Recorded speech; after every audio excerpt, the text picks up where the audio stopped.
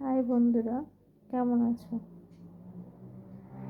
আমিও আছি মোটামুটি। মনটা অতটা ভালো নেই। মনটা যে কেমন লাগছে বুঝাতে পারবো না। তো সেই জন্য বলি যে ওরাই আমার বন্ধু। তো কার সাথে আর কথা বলবো, এখন আমি একা। তাই মোবাইলটাকে নিয়ে বসলাম, ওর সাথেই কথা বলবো, যেগুলো বিশ্বের সবাই দেখবে। আজকে না খুব খারাপ লাগতেছে। আজ আমার শাশুড়ি মারা গেলেন, 12 দিন হলো। তো আমাদের তো অনেক নিয়ম কানুন। তো হচ্ছে যে ও আজকে 12 দিন বাবার বাসায় আছে। মা যে বাসায় থাকতেন আমার দেবরের কাছে, ওই বাসায় ও আছে 12 দিন। প্রতিদিন আমরা 3-4 বার করে যেতাম, মাকে দেখতাম।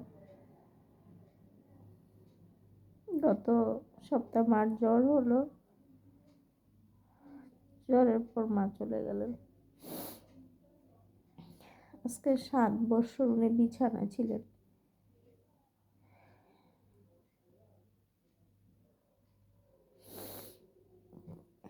সবচেয়ে বড় ভালো ব্যাপারটা ছিল, মা কখনোই ব্যথা বেদনা এগুলো কথা কষ্ট পাননি।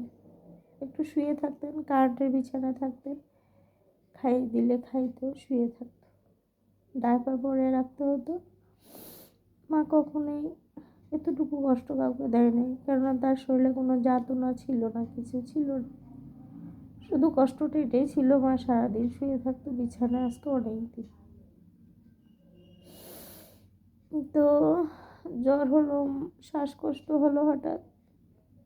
কত চেষ্টা করছি, নেবুলাইজার দিল, তারপর হচ্ছে জ্বরের জন্য অ্যান্টিবায়োটিক দিল। ডাক্তার বিশ্বনাথকে বাসায় নিল, কমল ডাক্তারকে বাসায় নিল। কোনো রকমের মাকে আর রাখতে পারি নাই।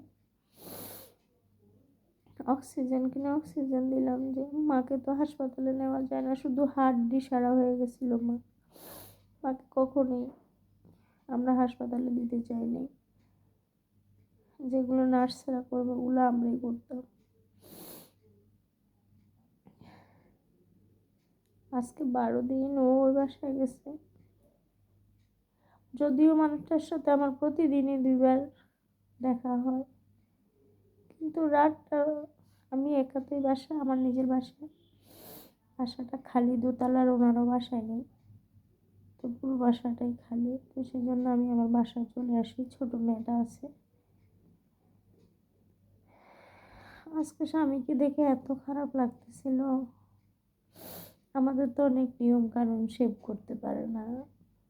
তারপর হচ্ছে ভাত খাওয়া যায় না, ফল টল খেয়ে থাকতে হয়। তো আমরা চেষ্টা করি ওই সব নিয়ম পালন করতে। সকালবেলা ফল, সাগু, কলা, মালটা, আপেল, ড্রাগন, শসা, গাজর এগুলো খাই। আবার দুপুরবেলাও সেম, রাতেও same। তো হচ্ছে আজকে ওকে দেখে না খুব খারাপ লাগতেছে, শরীরটা একেবারে কেমন হয়ে গেছে। হঠাৎ করে দোকান থেকে ফোন আসলো যে গো আমার শরীরটা কাঁপতেছে, আমার শরীরটা খুব খারাপ লাগতেছে। পরে প্রেশার মাপে দেখলো যে উপরের প্রেশারটা একটু কমে গেছে, নিচেরটা ঠিক আছে। তো মানুষ ছাড়া মনে মানুষ থাকা খুব কঠিন। কতটা বছর একসাথে একই ছাদের নিচে, ভালো মন্দে মিক্স, ভালোই আছি। সে দোকানে চলে যায় 10টা, সাড়ে 10টার দিকে সকাল, আবার রাতে 11টা ফিরে। তাই অনেক দিনের অভ্যাস তো একই সাথে থাকার। কিন্তু আজকে 12 দিন মানুষটাই বাসায় নেই। আমার না রাতে খুব খারাপ লাগে, তখন আমার ঘুম আসে না। আমি উঠে হাঁটতে থাকি, এই রুম থেকে ওই রুমে যাই, ওই রুম থেকে ওই রুমে যাই।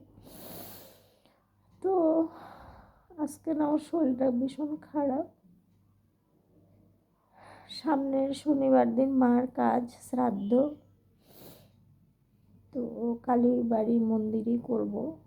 সবাই আমাদেরকে দোয়া করবেন, আমরা যেন আমাদের আচার নিষ্ঠা করে শুদ্ধ হতে পারি, মার কাজটা করতে পারি।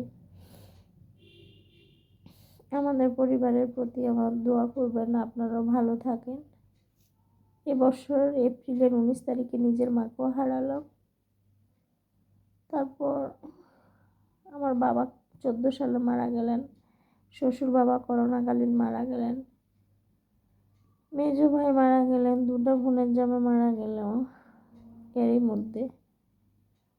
তারপর আমার কাকি শাশুড়ি, কাকা শ্বশুর, কতগুলো আপন মানুষ চলে গেল। পরিবারগুলো ছোট হয়ে যায়, মানুষের দিন দিন ছোট হয়ে যাচ্ছে। সবশেষে একটা কথাই বলবো, সবাই পরিবারের প্রতি যত্নশীল হন, সবাই সবাইকে ভালোবাসুন।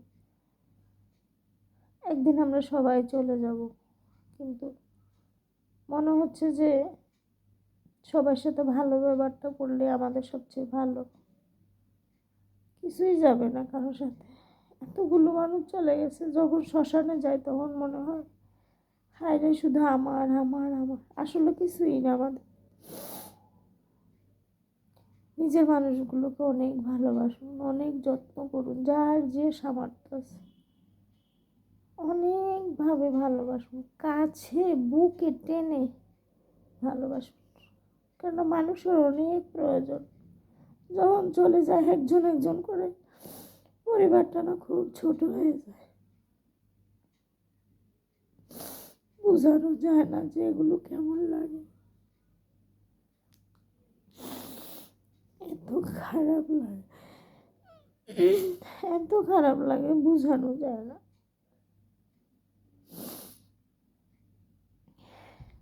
এখন যখন একা থাকি না, মনে হয় যেন ওকে ধরে নিয়ে আসি,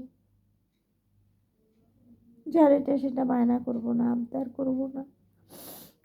অনেক সময় রাগ করি, আর রাগ করবো না, এরকম মনে হয় যে বেঁচে থাকুক, সুস্থ থাকুক সবাই, সবাই সবাইকে ভালোবাসুক, সবার পরিবার যেন সুস্থ নিরাপদে থাকে।